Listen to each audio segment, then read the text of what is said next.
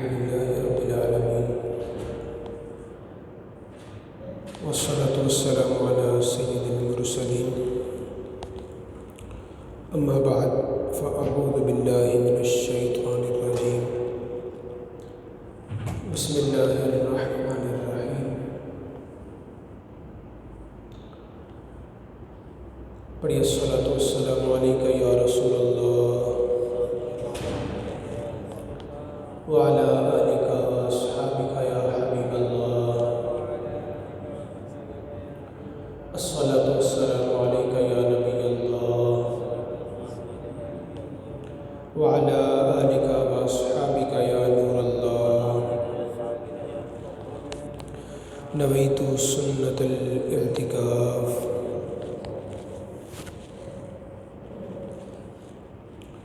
رحمت عالم نور مجسم شاہ آدم و بنی آدم صلی اللہ تعالیٰ علیہ وآلہ وسلم کی ذات بابرکت پر درود پاک پڑھنے کے بے شمار فضائل اور برکات ہیں۔ ایک حدیث پاک میں ارشاد فرمایا، زینوا مجالسکم بالصلاۃ علیہ فإن صلاتكم علی نور لکم یوم القیامہ، اور کما قال علیہ الصلاۃ والسلام۔ فرمایا کہ تم اپنی محفلوں کو مجھ پر درود پڑھ کر سجایا کرو کہ تمہارا مجھ پر درود پڑھنا کل بروز قیامت تمہارے لیے نور ہوگا۔ آئیے شوق و محبت کے ساتھ درود پاک پڑھ لیجیے۔ اللہم صلی علی سیدنا محمد وعلی آلہ صلاۃ انت لہا اہل وہو لہا اہل۔ صلاۃ و سلام علیک یا رسول اللہ وعلی آلک واصحابک یا نور اللہ۔ الحمدللہ، آج جمعہ کا برکت والا دن ہے۔ شعبان المعظم کی آخری گھڑیاں ہمارے درمیان موجود ہیں اور ابن قریب انشاءاللہ رمضان کی آمد ہے۔ شعبان المعظم کا مہینہ نبی کریم صلی اللہ علیہ وسلم کو بڑا پسند تھا اور اسی لیے آپ نے اس مہینے کو اپنا مہینہ فرمایا، اور رمضان کے برکت والے مہینے سے متعلق میرے آقا کریم صلی اللہ علیہ وسلم نے فرمایا کہ رمضان میری امت کا مہینہ ہے، یعنی اس مہینے میں میری امت کو خوب خیر و برکت، رحمت، مغفرت اور جہنم سے نجات کے پروانے عطا کیے جاتے ہیں۔ تو اس حساب سے جو آنے والا مہینہ ہے وہ اپنی رحمتوں اور برکتوں کے ساتھ ہم سب کے لیے آ رہا ہے، تو ہم سب کو یقیناً اس کی تیاری کرنی چاہیے اور رمضان کا ایک بھرپور انداز میں استقبال کرنا چاہیے، کیونکہ رمضان کی حیثیت ایک مہمان جیسی ہے۔ جس طرح مہمان آتا ہے خوشیاں لے کر آتا ہے، اور جب جاتا ہے تو جس طرح اس کے آنے کی خوشی ہوتی ہے تو اس مہمان کے جانے کا غم بھی ہوتا ہے۔ تو رمضان بھی آ رہا ہے پھر چلا جائے گا، تو لہٰذا رمضان کے آنے سے فائدہ اٹھانا ہم سب کو چاہیے اور اس کے آنے کا بھرپور انداز میں استقبال بھی کرنا چاہیے۔ رب کریم ہم سب کو صحیح معنوں میں رمضان گزارنے کی توفیق عطا فرمائے۔ میں آپ کے سامنے ایک حدیث پاک بیان کرنا چاہتا ہوں، اور یہ حدیث پاک روایت کرنے والے مشہور صحابی حضرت سیدنا سلمان فارسی رضی اللہ تعالیٰ عنہ۔ سلمان فارسی فرماتے ہیں کہ نبی کریم صلی اللہ تعالیٰ علیہ وآلہ وسلم نے شعبان کے مہینے کے آخری دن بیان فرمایا۔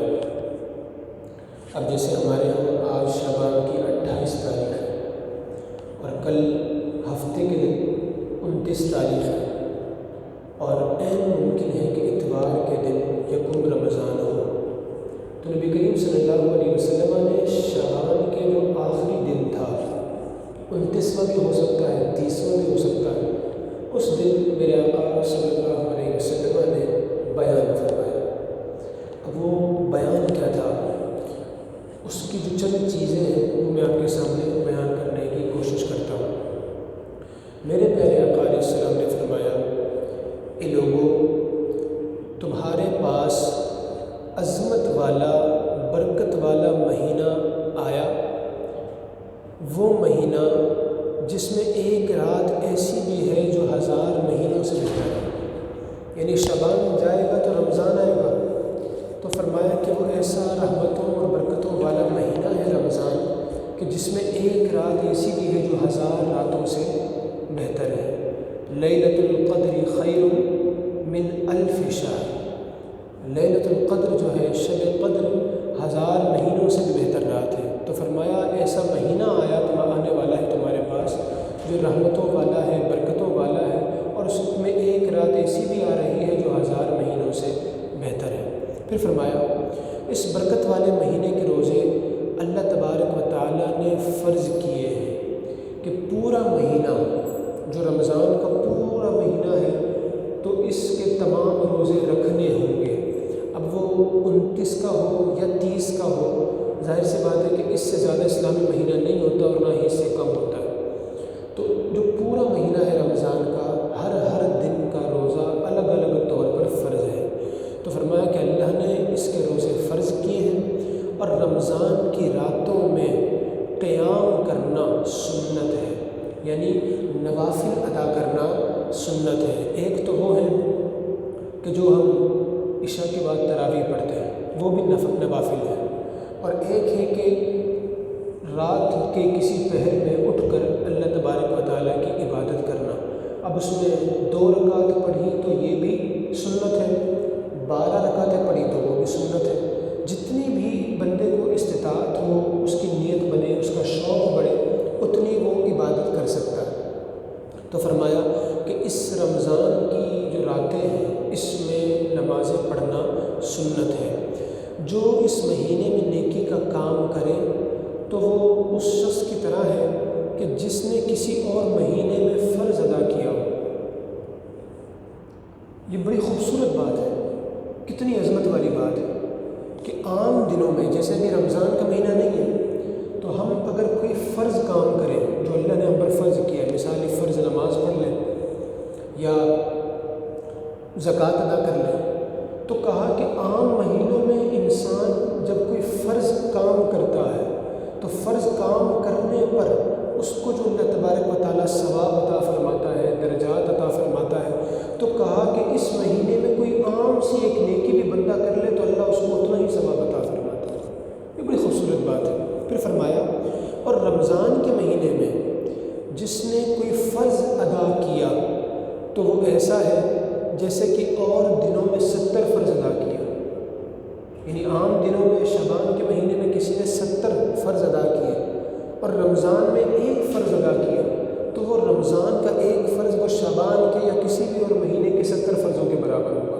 سبحان اللہ الکریم۔ پھر فرمایا یہ مہینہ صبر کا ہے اور صبر کا ثواب جنت ہے۔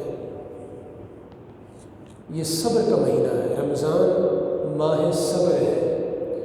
ہم جو صبر کا مفہوم سمجھتے ہیں وہ عموماً یہی سمجھا جاتا ہے کہ صبر کا مطلب یہ ہوتا ہے کہ کسی نے آپ کو کچھ کہا تو آپ نے چپ اختیار کر لی، کسی نے آپ کو مارا تو آپ نے جواب میں اس کو مارا نہیں۔ ہمارے ہاں اس چیز کو صبر کہا جاتا ہے، یہ بھی صبر ہے، لیکن دیکھا جائے تو صبر کا مفہوم بہت بڑا ہے، بہت بڑا مفہوم ہے۔ صبر کا اصل جو لفظی معنی بنتا ہے کہ لفظ صبر جو ہے صاد با را، چونکہ یہ عربک ورڈ ہے تو عربک ڈکشنری میں جو لفظ صبر کا معنی ہے وہ ہے کسی چیز سے رک جانا۔ اب صبر کہاں کہاں پر صبر ہو سکتا ہے؟ اللہ تبارک و تعالیٰ نے جس چیز کو کرنے سے منع فرمایا ہر اس چیز کو چھوڑ دینا اور ہر اس چیز سے رک جانا، یہ صبر ہوگا۔ مثال کے طور پر بدنگاہی کرنا منع ہے، گانے باجے سننا منع ہے، اسی طرح اپنے جسم کے دیگر اعضاء سے جو ان سے ریلیٹڈ گناہ ہیں وہ کرنا منع ہے۔ اب کوئی بندہ ان سب چیزوں سے رک جاتا ہے کہ اللہ نے بدنگاہی سے منع کیا میں نہیں کرتا، اللہ نے برا بولنے سے منع کیا ہے میں برا نہیں بولتا، اللہ نے برا سننے سے منع کیا ہے میں برا نہیں سنتا، تو ہر وہ چیز جس سے خدا نے منع کیا ہے اگر بندہ اس سے رک جائے تو یہ بھی صبر ہے۔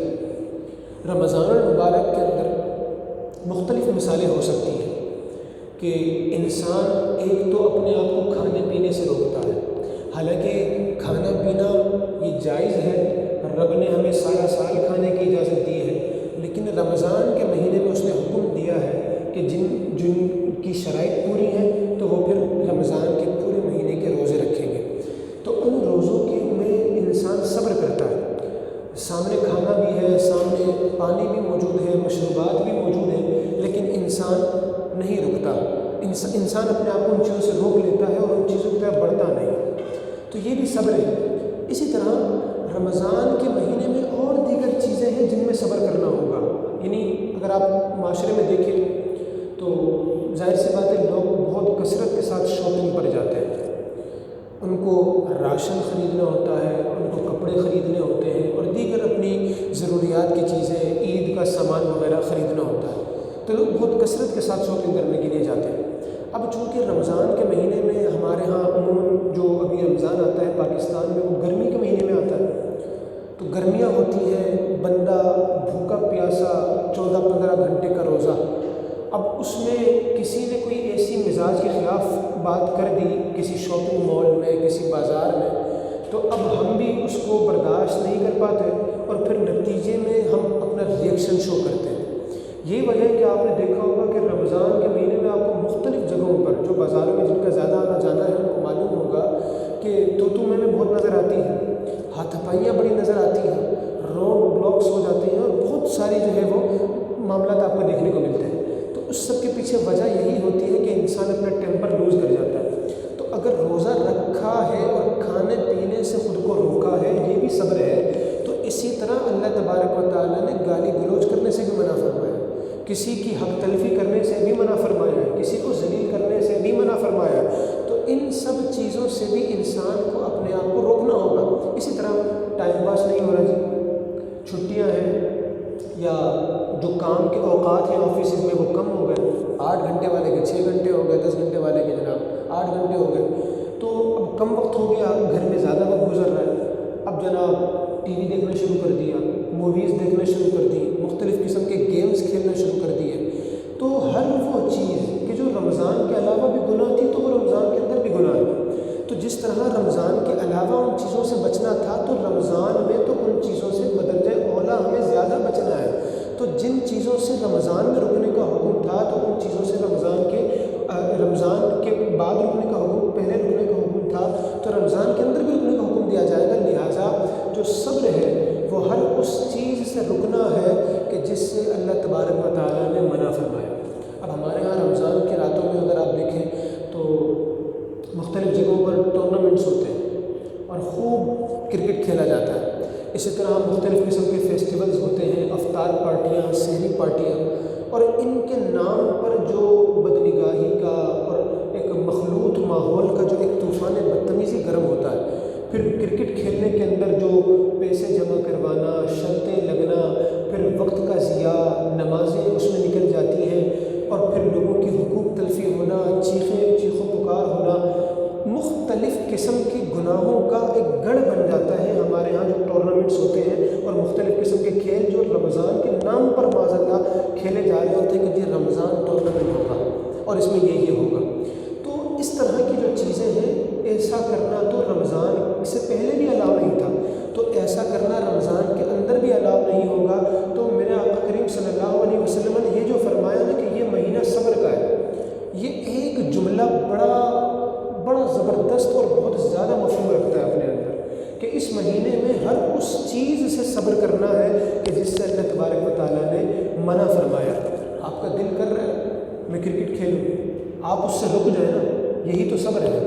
آپ کا دل کر رہا ہے کہ جناب اس نے میرے ساتھ ایسا کیا، میری گاڑی کو اس نے ٹھوک دیا، مجھ سے صحیح طرح بات نہیں کی، میں نے کپڑے کے ریٹ ہی تو اس سے پوچھے تھے، آپ کا دل کر رہا ہے کہ آپ اس کو سنائیں، آپ کے منہ میں جملے بھی بہت زبردست آ رہے ہیں، آپ طاقت میں بھی اس سے زیادہ ہے، آپ اس کی پٹائی بھی اچھی کر سکتے ہیں، تو جن چیزوں کا آپ کا دل کر رہا ہے لیکن اللہ نے منع کیا ہے، اسلام نے منع کیا ہے، تو ان چیزوں سے رک جانا ہی صبر ہے۔ تو میرے آقا نے فرمایا یہ مہینہ کیا ہے؟ صبر والا مہینہ ہے۔ تو اس میں ہمیں بھی مختلف چیزوں سے صبر کرنا ہوگا اور اپنے آپ کو روکنا ہوگا۔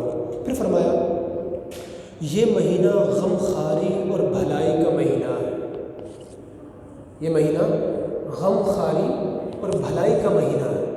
عام دنوں کے اندر بھی مسلمان کی غم خواری کرنا یہ خود نبی پاک صلی اللہ علیہ وسلم کی سنت بھی ہے اور اسلام کا حسن بھی ہے، اور عام دنوں کے اندر بھی مسلمانوں کے ساتھ بھلائی سے پیش آنے کا حکم دیا گیا ہے، لیکن رمضان کے اندر ہر چیز کی خصوصیت زیادہ ہے۔ رمضان میں ہر نیک عمل کی افادیت زیادہ ہے، اس کا ثواب زیادہ ہے، اور اس سے مزید درجے زیادہ بلند ہوتے ہیں عام دنوں کے مقابلے میں۔ تو فرمایا کہ اس مہینے یہ جو مہینہ ہے یہ غمخواری کا مہینہ ہے، بھلائی کا مہینہ ہے۔ بزرگان دین کا اگر ہم ان کی سیرت کا مطالعہ کریں، صحابہ کرام علیہ رضوان کا بھی انداز یہ تھا، ان کو پتہ ہے کہ ابھی رمضان کا مہینہ آنے والا ہے، تو رمضان کا مہینہ آنے سے پہلے وہ کوشش کرتے تھے کہ اپنی زکاتیں نکال دیں، اور جس کے جو قرضے واپس کرنے ہیں وہ کر دیں، اور جو بھی ایسے کام ہیں جو عبادت میں خلل کا باعث بنتے ہیں یا رمضان میں ایک ٹینشن والی صورتحال کریٹ کر سکتے ہیں، تو ہر وہ اس چیز سے بچتے تھے اور اپنے آپ کو رمضان آنے سے پہلے فارغ کر لیتے تھے۔ اور ان کا یہ انداز تھا کہ ان کا یہ زکاتیں پہلے نکالنا، رمضان سے پہلے زکوٰۃ نکال دینا، اسی طرح صدقہ و خیرات کرنا اور اپنے مالوں میں سے ایک مخصوص ایک مقدار نکال کر غرباء میں، نادار لوگوں میں تقسیم کرنا، اس کا پرپز ہی یہی ہوتا تھا کہ جو بیچارے غریب لوگ ہیں ان کا رمضان اچھا گزر جائے، ان کو کسی چیز کی تکلیف ہے کھانے پینے میں تو ان کے لیے آسانی ہو جائے، کیونکہ یہ مہینہ ویسے بھی روزوں کا ہے، انسان نے بھوک پیاس برداشت کرنی ہے، تو اب اگر اس کے پاس کھانے پینے کی یا دیگر ضروریات زندگی کی چیزوں کی تنگی ہوگی تو وہ ایک تو پہلے ہی بھوک پیاس برداشت کر رہا ہے، عبادت میں بھی اضافہ کر رہا ہے، پلس اگر یہ چیزیں زندگی کی جو ضرورتیں ہیں وہ کم ہو جائیں، اس کو دستیاب نہ ہو، تو پھر وہ بندہ پریشانی میں آ جائے گا، اور ہو سکتا ہے کہ پھر اس وجہ سے وہ اپنی عبادتوں کو مس کرنا شروع کر دے، عبادتیں اس سے چھوٹنا شروع ہو جائیں، اور مختلف قسم کے نقصانات ایسی صورت میں بندہ اٹھا سکتا ہے۔ تو لہٰذا حکم دیا گیا کہ یہ جو مہینہ ہے یہ غمخواری کا مہینہ ہے، بھلائی کا مہینہ ہے۔ جس مسلمان کی غریبی آپ کو معلوم ہے، جس کا قرضہ آپ نے لے رکھا ہے یا آپ پر زکوٰۃ بنتی ہے، تو زکوٰۃ آپ اپنی پوری نکالیں، اور ایسے غریب جو واقعی زکوٰۃ لینے کے حقدار ہیں ان میں ڈسٹریبیوٹ کریں، تقسیم کریں، تاکہ رمضان ان کا اچھا گزرے، وہ اپنی ضرورت کی چیزیں، کپڑے لتے، راشن جو بھی ان کو چاہیے وہ سارا جمع کر کے رکھ لیں، تاکہ رمضان میں ان کا بس ایک ہی کام ہو اور وہ ہو اللہ تبارک و تعالیٰ کی عبادت۔ تو یہ ایک خاص پرپس دیا گیا کہ جو رمضان ہے یہ بھلائی کا مہینہ ہے، غمخواری کا مہینہ ہے، لوگوں کے کام آنا ہے، نہ کہ لوگوں کے کاموں کو بگاڑنا ہے۔ پھر فرمایا اس مہینے میں مومن کا رزق بڑھا دیا جاتا ہے۔ یہ ایک ایسا جملہ ہے جو جہاں دیدہ جملہ اسے کہا جا سکتا ہے کہ ہم سب نے یقیناً اس چیز کا مشاہدہ کیا ہوگا۔ ہم دراصل رزق بڑھنے کا مطلب یہ سمجھ رہے ہوتے ہیں ہمارے ہاں کہ پیسوں میں اضافہ، لاکھ ہے تو 2 لاکھ ہو جائے، 10 لاکھ ہے تو 20 لاکھ ہو جائے، ہم اسی کو رزق سمجھتے ہیں۔ حالانکہ رزق خالی یہ نہیں ہوتا، جو آپ کے کپڑے ہیں وہ بھی آپ کے رزق میں شامل ہیں، جو آپ کو غذا مل رہی ہے وہ بھی آپ کے رزق میں شامل ہے، اور دیگر بہت ساری چیزیں، رزق کا بڑا زبردست اور بہت وسیع مفہوم ہے۔ تو فرمایا کہ اس مہینے میں مسلمان کا رزق بڑھا دیا جاتا ہے۔ عام دنوں میں آپ وہ کچھ نہیں کھاتے جو عموماً رمضان میں کھانے کو ملتا ہے۔ اچھا، وہ بندہ جو سارا سال کچھ چیزیں جو نہیں کھا سکتا اپنے خریدنے سے، لیکن الحمدللہ رمضان میں اللہ تبارک و تعالیٰ ایسی سبیل بناتا ہے کہ اس بندے کو کھانے کو مل جاتی ہے، تو یوں رمضان کے اندر اللہ تبارک و تعالیٰ رزق بڑھا دیتا ہے۔ اور آپ دیکھیں کہ ہمارے یہاں ایک سلسلہ بھی کچھ یوں ہے کہ ہمیں جو سالانہ بونس ملتے ہیں تو وہ بھی کئی کمپنیز میں ایسا ہوتا ہے کہ وہ رمضان میں بونس دیتی ہے۔ اسی طرح مختلف جگہوں پر ایسے انداز اختیار کیے جاتے ہیں کہ رمضان میں سیلری بڑھا کر دی جاتی ہے، تو یہ ساری صورتیں بھی رزق بڑھنے کی ہی ہیں۔ اللہ علیہ وسلم کا جملہ ہے، یہ بالکل برحق ہے کہ اس مہینے رمضان کے اندر مسلمان کا رزق بڑھا دیا جاتا ہے، ہر انسان اس چیز کا مشاہدہ کرتا ہی ہے۔ پھر فرمایا جو اس مہینے میں کسی روزے دار کو افطار کروائے اس کے گناہوں کے لیے مغفرت ہے اور اس کی گردن آگ سے آزاد کر دی جائے گی۔ روزے دار کو افطار کروا دینا یہ بڑا نیکی کا کام ہے، بہت نیکی کا کام ہے۔ اور آپ نے دیکھا ہوگا کہ رمضان میں ایک کثیر تعداد ہے کہ جو سحریاں کرواتی ہے، لوگوں کے روزے کھلواتی ہے، اور ہمارے ہاں یہ مناظر ہمیں روڈوں پر بھی دیکھنے کو ملتے ہیں کہ جب افطاری کا وقت قریب آتا ہے اور لوگ سفر میں ہیں، روڈوں پر موجود ہیں، تو وہاں پر بھی لوگ روک کر اذان کے وقت ان کو کھجوریں اور دیگر چیزیں، پانی وغیرہ، شربت وغیرہ ان کو مہیا کر رہے ہوتے ہیں۔ تو کسی بھی مسلمان کا روزہ افطار کروا دینا یہ بہت بڑی نیکی ہے۔ فرمایا کہ اس سے اس کے گناہ بھی معاف ہوں گے اور اس کو کیا کیا جائے گا، اس کی جو گردن ہے وہ بھی جہنم سے آزاد کر دی جائے گی۔ تو جہنم سے آزادی حاصل کرنے کے لیے لوگوں کو افطار ضرور کروائیں۔ آپ افطار کا یوں بھی کر سکتے ہیں کہ مثال آپ کو معلوم ہے کہ آپ کے محلے میں کوئی غریب گھر ہے، بیچارے کے 2 بیٹے ہیں، 2 بیٹیاں ہیں، رکشہ چلاتا ہے، ٹیکسی چلاتا ہے، بس میں کنڈکٹر ہے، مختلف جگہوں پہ جاتا ہے، دہاڑی دار مزدور ہے، ویکلی اس پہ کام کرتا ہے، ڈیلی بیسس پہ کام کرتا ہے۔ آپ کو یہ سب چیزیں معلوم ہیں۔ اب آپ کیا کریں، آپ یہ بھی کر سکتے ہیں کہ آپ جب پھل لینے کے لیے نکلے عصر کے بعد، آپ نے اپنے گھر کے لیے پھل لیا، آپ نے اسی مقدار میں اتنا ہی پھل اور لے لیا۔ آپ نے تربوز کا ایک دانہ لیا، آپ نے 1 کلو خربوزہ لے لیا، آپ نے درجن کیلے لے لیے، آپ نے انار لیے، سیب لیے۔ آپ نے یہی مقدار میں یا چلے سے کچھ کم مقدار میں آپ نے یہی سامان اور بھی لے لیا، اور آپ گئے اور آپ نے اس کا دروازہ بجایا اور اس شخص کو یہ پیش کیا کہ آپ لوگ یہ قبول فرمائیں اور آپ اس سے روزہ افطار کیجیے گا۔ یہ بھی افطار کروانے کی ایک صورت ہے۔ ہمارے ہاں ہم ایک عجیب انداز ہے ہمارے ہاں، جی اعتکاف والے کتنے بیٹھیں گے آپ کی مسجد میں؟ جی 50 لوگ ہوں گے، ان کی افطاری میری طرف سے، ٹھیک ہے؟ اچھا، یہ باقاعدہ افطاری کروائیں گے بھی اور چاہیں گے بھی کہ میرے اس افطاری کروانے کا چرچا بھی ہونا چاہیے۔ اچھا، آپ یہ بھی تو کر سکتے ہیں نا کہ آپ نے افطاری کروانی ہے تو آپ نے سارا انتظام کر کے بھیج دیا کہ بھئی وہ خود ہی نکالیں گے، کھا لیں گے اور ختم کر دیں گے۔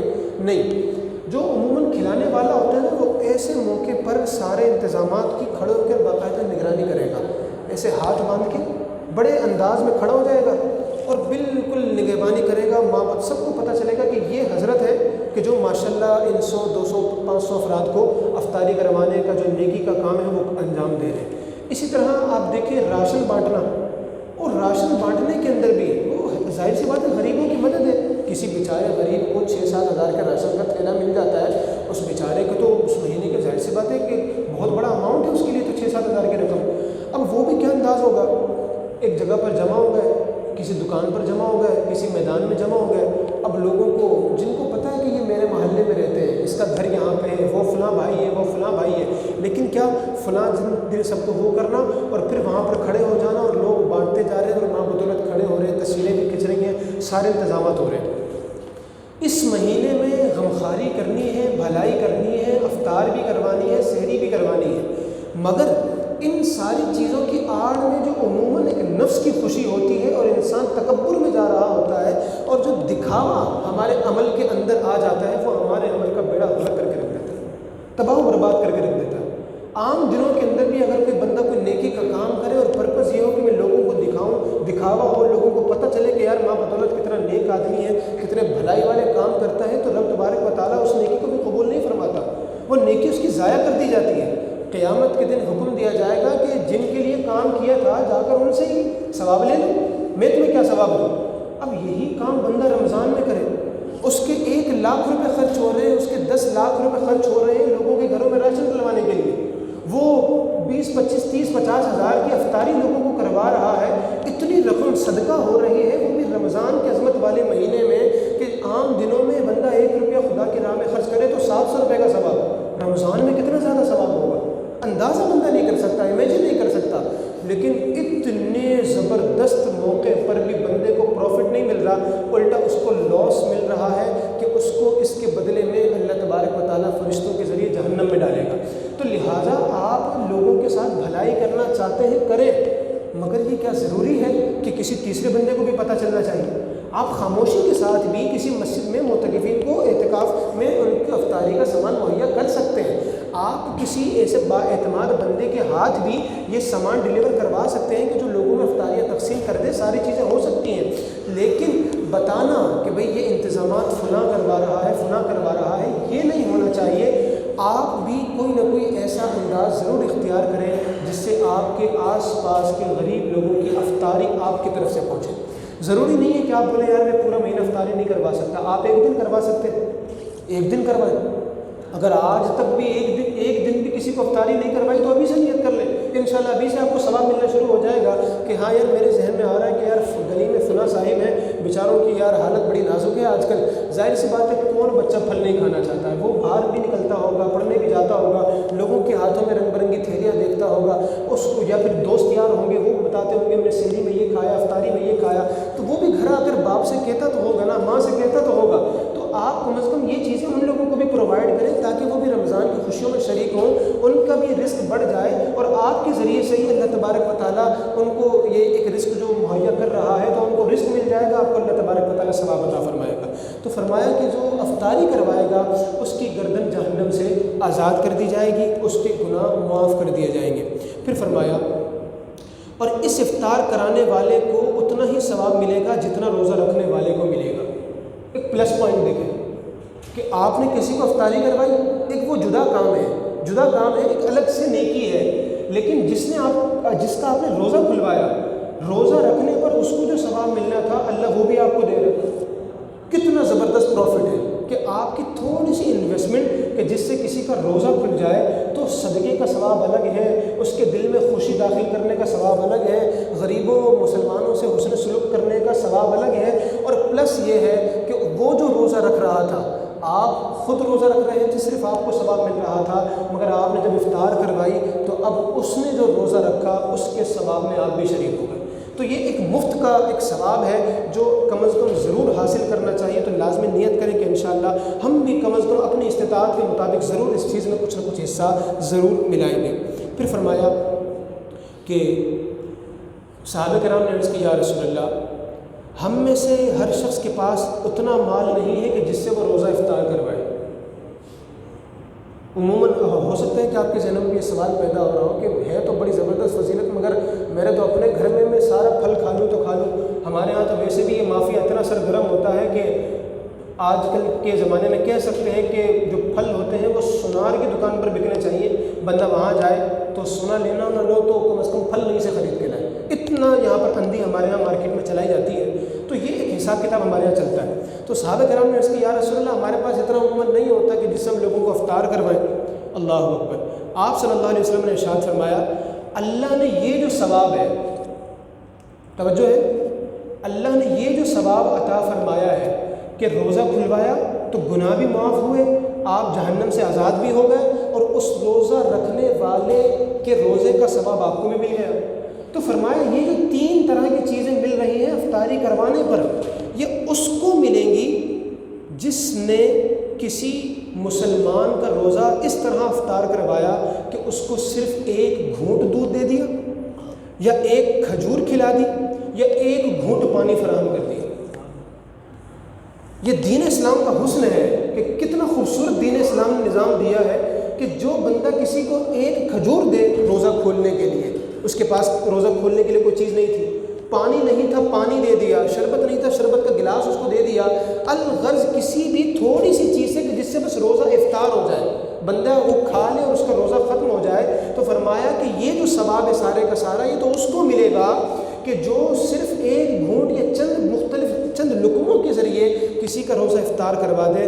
فرمایا کہ جو روزے دار کو پیٹ بھر کر کھلا دے یا پیٹ بھر کر پلا دے، اس کا ثواب یہ ہے کہ اللہ تبارک و تعالیٰ اس کو میرے حوض کوثر سے شراب فرمائے، حوض کوثر سے اس کو پلایا جائے گا کہ پھر وہ کبھی بھی پیاسا نہیں ہوگا۔ یہ اس شخص کے لیے ہے کہ جو پیٹ بھر کر کھلانے والا ہو اور پیٹ بھر کر روزے دار کو سیراب کرنے والا ہو۔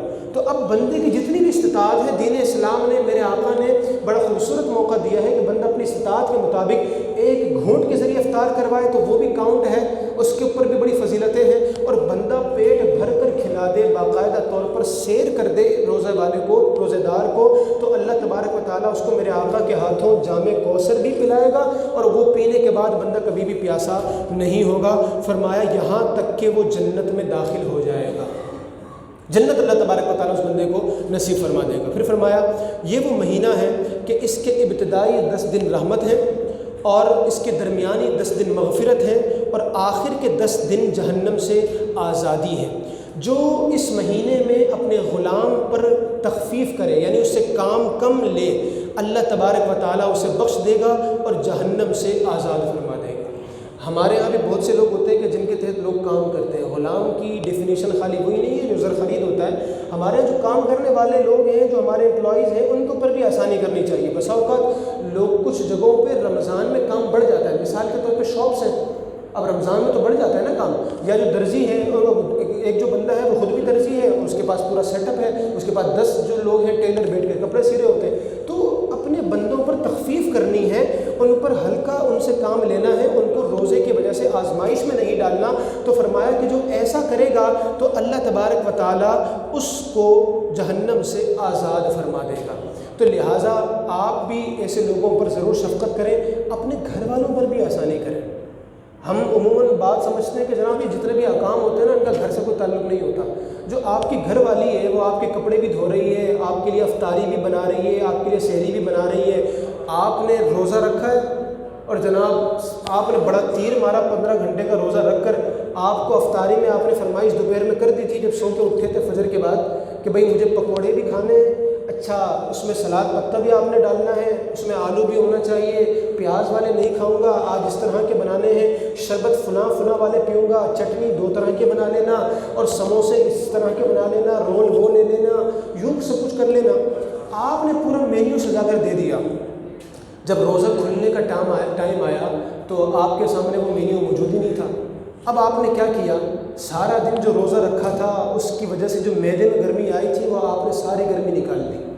آپ نے اگلے کے اوپر جھاڑنا شروع کر دیا کہ جب میں نے کہہ دیا تھا دن میں تو پھر ایسی کون سی مجبوری آ گئی تھی کہ ماں بدولت کے سامنے وہ میرا جو پسندیدہ آئٹم تھا وہ نہیں پیش کیا گیا۔ توجہ رکھیے گا، یہ ایک ایسی چیز ہے کہ جس میں ہم میں سے اکثر مبتلا ہو سکتے ہیں۔ میں آپ کو صحیح بتا رہا ہوں، کیونکہ ظاہر سی بات ہے ہمارے گھروں میں مائیں ہیں، ہمارے گھروں میں بہنیں ہیں، ہمارے گھروں میں بیویاں ہیں، تو یہ سارے انداز عموماً اختیار کیے جاتے ہیں کہ جو ہمارے کام، ہمارے کپڑے دھونے سے لے کر کھانے پکانے کے دیگر معاملات تک، گھر کی صفائی وغیرہ میں یہ جو خواتین کی ذمہ داری ہے وہ اس مہینے کے اندر اور بڑھ جاتی ہے۔ اب مجھے یہ بتائیں کہ روزہ آپ نے رکھنا تھا تو روزہ انہوں نے نہیں رکھنا تھا؟ روزہ آپ نے افطار کرنا ہے، سحری کرنی ہے، تو کیا انہوں نے سحری افطاری نہیں کرنی ہے؟ آپ نے کپڑے بدلنے تو انہوں نے کپڑے نہیں بدلنے؟ آپ نے عبادتیں کرنی ہے، تراویح وغیرہ پڑھنی، انہوں نے نہیں پڑھنی؟ تو جب یہ ساری چیزیں آپ نے بھی کرنی ہے اور آپ چوڑے ہو کے گھوم رہے کہ جناب ماں بدولت نے بڑی عبادت کرنی ہے، میں عبادت کرنے والا ہوں، مجھے نہ چھیڑا جائے، ہر چیز میرے سامنے فراہم کی جائے، تو یہی حال تو اس بیچاری کا بھی ہے جو آپ کی بہن ہے، بیوی ہے، ماں ہے، جو بھی ہے۔ تو آپ نے یہ سارے انداز ان کے ساتھ اختیار کرنے ہیں، ان پر تخفیف کرنی ہے۔ اگر کوئی اونچ نیچ ہو گئی ہے، پکوڑوں میں نمک زیادہ تیز ہو گیا ہے، چینی پراپر نہیں ڈالی گئی ہے، یا پھر پکوڑے زیادہ آئلی ہو گئے ہیں، یا بریانی میں جناب چاول نیچے لگ گئے ہیں، یا سالن پراپر گل نہیں سکا ہے، روٹی تھوڑی کچی رہ گئی ہے، پراٹھے کے بجائے آپ کو سادی روٹی دے دی گئی ہے، تو ان سب چیزوں پر بھی صاحب آپ کو صبر کرنا ہے کہ رمضان کا مہینہ یہ کوئی کھانے پینے کا مہینہ نہیں ہوتا۔ ہمارے یہاں رمضان کے آتے ہی مختلف قسم کے اشتہارات جناب چلائے جا رہے ہوتے ہیں اور سمجھتے ہیں کہ جناب اس مہینے میں اتنا کھانا ہے کہ وہ ہمارے پورے سال کے 11 مہینوں کے کھانے کے برابر ہو۔ تو یہ انداز اختیار کرنا یہ درست نہیں ہے۔ افطار میں اس لیے ٹھوس ٹھوس کے کھانا کہ جناب سارا دن کچھ نہیں کھایا، اور پھر سحری میں اس لیے ٹھوس ٹھوس کے کھانا کہ اب سارا دن کچھ نہیں کھانا، تو یہ انداز اختیار نہ کریں۔ میرے صحابہ کرام علیہم رضوان، میرے آقا کریم صلی اللہ علیہ وسلم، ان کا جو رمضان کا انداز تھا، اسی رمضان کے مہینے میں غزوہ بدر ہوا، اسی رمضان کے مہینے میں فتح مکہ ہوا۔ تاریخ اور سیرت اٹھا کر دیکھیں تو میرے آقا کا سحری اور افطاری میں صرف ایک کھجور استعمال کرنا بھی ثابت ہے۔ صحابہ کرام کا ایک کھجور استعمال کرنا بھی ثابت ہے، اور ہمارے کھجور کیا ہے؟ اسٹارٹر۔ ہمارے اسٹارٹر میں بھی لوگ ایک نہیں 2-2 3-3 کھجوریں کھاتے ہیں۔ بھائی صاحب نے سارا دن روزہ رکھا ہے، کیا تھا؟ سارا دن 6x6 کے بیڈ پر لمبے رہے تھے، فیس بک پہ اسکرولنگ کی تھی، یوٹیوب پہ سرچنگ کی تھی۔ اس انداز میں روزہ گزارنے پر ہمیں رمضان میں پورا زبردست قسم کا ایک میل چاہیے ہوتا ہے، پراپر میل چاہیے ہوتا ہے. اور پھر ہمارے ہاں تو خیر یہ بھی آسانی ہے کہ مغرب کی اذان کے بعد 10 منٹ کا وقفہ دے دیا جاتا ہے. اس 10 مہینے میں خوب بیٹنگ کرنے کے بعد صاحب ڈکارے مارتے ہوئے مغرب میں یہاں پہنچیں گے، اس کے بعد گھر جائیں گے، عشاء تک پھر بیٹنگ کرنی ہے، عشاء کے بعد آ کر یہاں تراویح پڑھ کے تراویح پڑھنے کے بعد بیٹنگ کریں گے، اس کے بعد پھر رات کو اٹھنا ہے، اس وقت بھی بیٹنگ کرنی ہے. آپ کہیں گے کہ یہ حلال کھانے پر اس انداز پر باتیں کیوں کر رہے ہیں حضرت؟ میں آپ کو دراصل سمجھانا یہ چاہ رہا ہوں کہ رمضان کا مہینے کا جو پرپز ہے وہ تقویٰ ہے.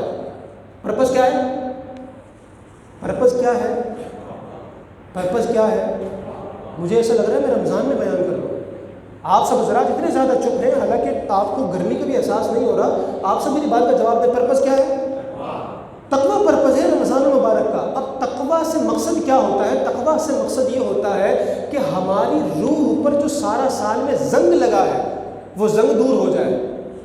جو زنگ لگا ہے وہ زنگ دور ہو جائے. پنکھا ہے، آپ جب اسے آن کرتے ہیں تو خوب شرر رفتار کے ساتھ چلتا ہے.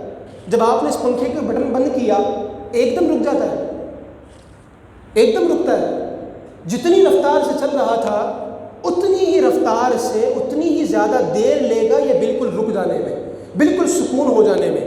شیطان کو اگر بند کر دیا جاتا ہے نا تو بندہ عام پورا سال میں اس کی شیطانیت جس لیول کی ہوتی ہے نا تو شیطان تو بند ہو جاتا ہے، مگر اس کی وہ جو شیطانی جس لیول سے اور جس تیزی کے ساتھ چل رہی تھی اس لیول کو کم ہونے میں وہ اتنا ہی ٹائم لیتا ہے جس طرح کوئی تیز رفتار چیز مکمل رکنے کے لیے ٹائم لیتی ہے. تو ہم نے اگر اپنے آپ کو صحیح کرنا ہے، درست کرنا ہے، Ramzan is like a workshop بھائی. آپ نے اس مہینے میں عبادتیں کرنی ہے. تراویح کی 20 رکعتیں جو عام دنوں میں فرض رکعتیں 20 بنتی ہیں، آپ کو عشاء کے بعد وہ 20 پڑھنی ہے. ابھی آپ نے روزہ کھولا ہے، سارا دن کام کاج بھی کیا ہوگا، تو یہ رمضان پورا ایک پریکٹس کے لیے آپ کے ہے کہ آپ نے پوری زندگی پورا سال میں اس کی چیزوں کو فالو کرنا ہے. تو اپنے کھانے کو تھوڑا کم کر کے دیکھیں. میرے آقا نے جو رمضان میں میل اختیار کیا آپ بھی وہ میل اختیار کر کے دیکھیں. میں آپ سب کو مشورہ دوں گا کہ آپ اگر کوشش کر سکتے ہیں نا آپ صرف 2 روٹی کھائیں. افطار میں 2 روٹی کھا لیں، سحری میں 2 روٹی کھا لیں. آپ کہیں گے حضرت ایسے کام نہیں چلے گا، ایسا کیسے ہو سکتا ہے؟ خدا کی قسم آج کے دور میں لوگ زیادہ کھا کر مر رہے ہیں، کم کھا کر کوئی بھی نہیں مر رہا. آپ میری بات صحیح نہیں کریں گے؟ کھا کر لوگ مر رہے ہیں، کم کھا کر کوئی نہیں مر رہا. اور میں مثال آپ کے سامنے موجود ہوں الحمدللہ. آپ اگر میرے پیچھے نماز پڑھتے ہیں تو کم از کم میرے پیچھے روزہ بھی تو رکھ کر دیکھیں. میں نے پورا رمضان الحمدللہ چاول نہیں کھایا.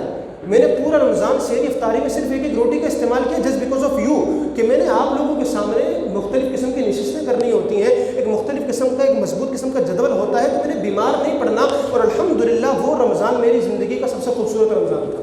انسان ایک روٹی کھا کر بھی صاحب زندہ رہ سکتا ہے. وہ ضروری نہیں ہے ٹھنڈے ٹھنڈے مشروبات پئیں تبھی معدے کی گرمی دور ہو. آپ پانی سمپل پی کر بھی اپنی زندگی کو آسان کر سکتے ہیں. تو آپ اپنا یقین کریں لوگوں کا رمضان میں وزن بڑھ جاتا ہے. ایک عجیب سی بات ہے، 30 دن بندہ 15 گھنٹے بھوکا رہنے کے بعد بھی اس کا وزن بڑھ رہا ہے. یہ کیا ہے؟ یہ انداز اختیار نہیں کرنا چاہیے. رمضان کا جو مقصد ہے نا وہ اختیار کریں. علماء نے فرمایا 3 چیزیں ہیں جو روح کو صاف کرتی ہیں.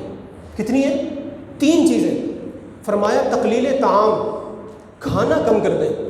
جب کھانا زیادہ ہوتا ہے تو پھر انسان عبادت پر وہ چستی اختیار نہیں کر سکتا. یہ میں آپ سب کو کہہ رہا ہوں. آپ روزہ کھولیں، پانی صرف پئیں اور مسجد کی طرف چل پڑیں. آپ اس طرح بھی مغرب پڑھ کے دیکھیں. اور آپ ایک یہ ہے کہ 4 سموسے 5 رول اور 6 چٹنیاں اور 2 گلاس اس کے 2 گلاس اس کے وہ پینے کے بعد اب آپ مسجد کی طرف آئیں نا تو پیٹ بھی کہے گا کہ صاحب ذرا آہستہ چلو، بھی 10 منٹ ہے تو صحیح، کیوں بھاگے چلے جا رہے ہیں؟ تو فرق آتا ہے. تو فرمایا تقلیل طعام، کھانا کم کر دینا، یہ روح کو صاف کرتا ہے. دوسرا تقلیل منام، کم سونا، یہ روح کو صاف کرتا ہے. آپ دیکھیں رمضان میں منام کم ہوتا ہے نہیں ہوتا، نیند کم ہوتی ہے نہیں ہوتی. ہم جیسے طبقے کا تو بندہ وہ جب گھر میں جاتا ہے تو بس نیند ہی مانگتا ہے بھائی، کیونکہ ہماری نیندیں عموماً 3-4 گھنٹے کی رہ جاتی ہے رمضان کے اندر. تو تقلیل طعام، کھانا کم، تقلیل منام، سونا کم، اور تقلیل کلام، بولنا کم. جب انسان بولتا زیادہ ہے تو گناہ بھی زیادہ کرتا ہے. اور یہ 3 چیزیں تقلیل طعام، منام و کلام رمضان کے اندر موجود ہوتی ہیں جسٹ بیکاز آف آپ کی جو روح ہے اس کی پیورٹی کے لیے، کہ آپ کی روح پاک ہو جائے، روح صاف ہو جائے. اور یہی مقصد ہے تقویٰ کا، یہی مقصد ہے رمضان کا، اور یہی مقصد ہے روزوں کا، کہ جس سے بندے کی روحانیت میں اضافہ ہوتا ہے، بندہ ترقی کرتا ہے. اور الحمدللہ رب العالمین اس سال بھی غفار مسجد کے اندر آپ کے لیے رمضان میں مختلف ایکٹیویٹیز ہیں جو آپ کے لیے لائی جا رہی ہیں۔ عموماً اگر آپ مساجد گھوم کر دیکھیں کراچی میں تو یہ انداز آپ کو کم دیکھنے کو ملے گا۔ میں باقاعدہ دعوے کے ساتھ یہ بات کرتا ہوں، یہ انداز دیکھنے کو نہیں ملتا۔ آپ کے ساتھ الحمدللہ پچھلے رمضان میں بھی فجر کے بعد، ظہر کے بعد، عصر کے بعد، عشاء کی تراویحوں کے بعد الحمدللہ مختلف سیگمنٹس رہے۔ اس بار بھی انشاءاللہ میں چند چیزیں کرنے والا ہوں۔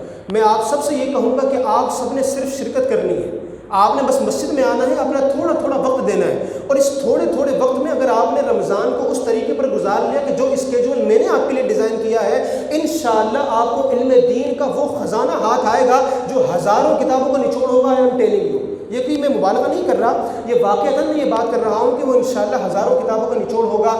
فجر کے بعد انشاءاللہ روزانہ کی بنیاد پر پورا رمضان کے مہینے میں درس مثنوی میں انشاءاللہ دوں گا۔ اس کا جو دورانیہ ہے وہ انشاءاللہ 10 منٹ ہوگا۔ آپ سب فجر کی نماز میں تو انشاءاللہ آئیں گے ہی آئیں گے۔ ہم عموماً یہ سمجھتے ہیں کہ بس میں رمضان میں فجر میں بھی جاؤں گا، دیگر نمازوں میں بھی جاؤں گا، تو لوگ تو ویسے ہی سارا سال آتے رہتے ہیں، میرے آنے سے فرق نہیں پڑتا۔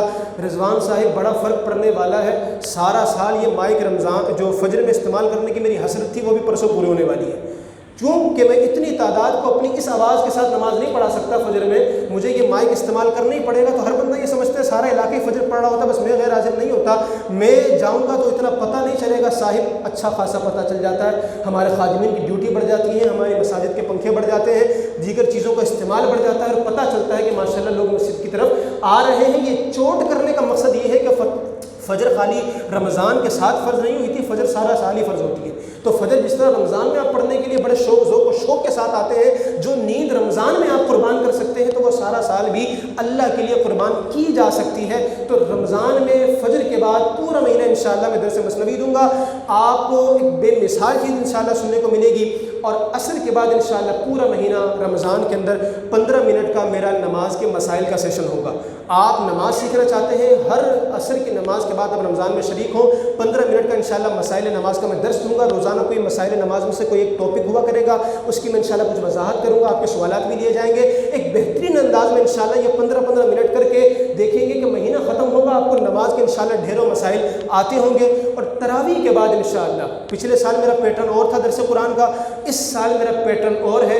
قرآن مجید فرقان حمید میں وہ آیتیں جن میں واضح طور پر احکام ہیں، نماز پڑھو، زکوٰۃ دو، حج کرو، یہ کام کرو، وہ کام کرو، تو وہ کام جو اللہ نے ہمیں کرنے کا حکم دیا ہے، وہ احکام والی آیتیں جو قرآن میں تقریباً صرف 500 ہیں۔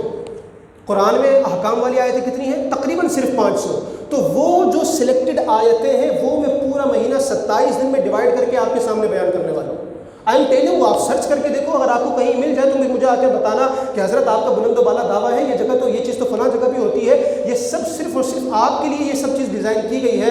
آپ لازمی تراویح کے بعد شریک ہوں، صرف 15 منٹ کا سلاٹ ہے، لیکن آپ کو جو قرآن مجید میں آیات احکام ہیں 27 دنوں میں انشاءاللہ وہ ساری آپ کی سماعتوں کی نظر ہو جائیں گی، اور آپ کو پتہ چلے گا یہ وہ حکم ہے جو قرآن میں آیا ہے، اور اس حکم کا انکار کرنے کی بالکل کوئی مجال نہیں ہے۔ ظہر میں ہوتا نہیں ہوں، لیکن انشاءاللہ چونکہ اتوار آئیں گے 4، تو بلکہ اس بار ہو سکتا ہے کہ 5 اتوار ہو۔ اگر پہلے جو یہ بیچ اتوار آ رہا ہے اس کو یکم رمضان ہوتی ہے، تو پھر رمضان میں 5 اتوار انشاءاللہ آئیں گے، اور امید یہی ہے کہ اتوار کو روزہ ہو جائے گا۔ تو پھر یہ جو اتوار کی ظہر کی نماز ہوگی، تو ظہر کی نماز کے فوراً بعد 30 منٹ کا سلاٹ میں نے رکھا ہے، 1:30 بجے سے 2 بجے کا۔ آپ سب حضرات اس میں خود بھی شرکت کریں، اپنے بچوں کو جو کالج یونیورسٹیز کے ہیں، ٹین ایجرز ہیں، ان کو لازمی شرکت کروائیں، اپنے بیٹوں کو، بھائیوں کو، پوتوں کو، ان سب کو لازمی آپ لے کر آئیں۔ انشاءاللہ فلسفہ ارکان اسلام کہ اسلام کی بنیاد ان 5 پلرز پر کیوں ہے، ان میں فلسفی اس کے پیچھے کیا ہے، ان کو ماننا کیوں ضروری ہے، اسلام ان پر اتنا کیوں اپنا یقین رکھتا ہے، تو یہ ساری چیزیں انشاءاللہ ایک نئے انداز میں، آئی ایم ٹیلنگ یو، یہ بالکل نیو چیز ہوگی آپ سب کے لیے۔ آپ سب لازمی شرکت کریں۔ یہ ایمفیسائز کرنے کا مقصد صرف اور صرف یہ ہے کہ یہ جو وقت ہے رمضان گزرتے پتہ نہیں لگتا، ایک مہینہ گزرے گا، اگلے مہینے ہم جمعے میں بیٹھے ہوں گے، روزے کی حالت میں ہوں گے، ایک ہفتہ گزر چکا ہوگا، تو آپ نے یہ وقت ضائع نہیں کرنا، آپ سب نے شرکت کرنی ہے۔ پھر انشاءاللہ یہ تو وہ چیزیں ہیں جو ساری نمازوں کے بعد ہیں، آپ کے ساتھ انشاءاللہ اعتکاف کا بھی سلسلہ ہے۔ آخری مہینے جو 10 دن ہے انشاءاللہ اس میں اعتکاف کا بھی سلسلہ ہے. آپ سب خود بھی اعتکاف کریں, اپنے گھر والوں کو بھی اعتکاف کریں. انشاءاللہ میں خود بھی یہاں ہوں. 10 کی 10 راتوں میں انشاءاللہ علماء کرام کی تشریف آوری ہوگی. مختلف ٹاپکس پر آپ کے سامنے انشاءاللہ گل افشانی فرمائیں گے. آپ سب کے سب اس میں لازمی شرکت فرمائیں. رب تبارک و تعالی ہم سب کو خوش دلی کے ساتھ رمضان گزارنے کی توفیق عطا فرمائے. ابھی انشاءاللہ اذان ہوگی, تو اذان سے پہلے آپ حضرات جو موجود ہیں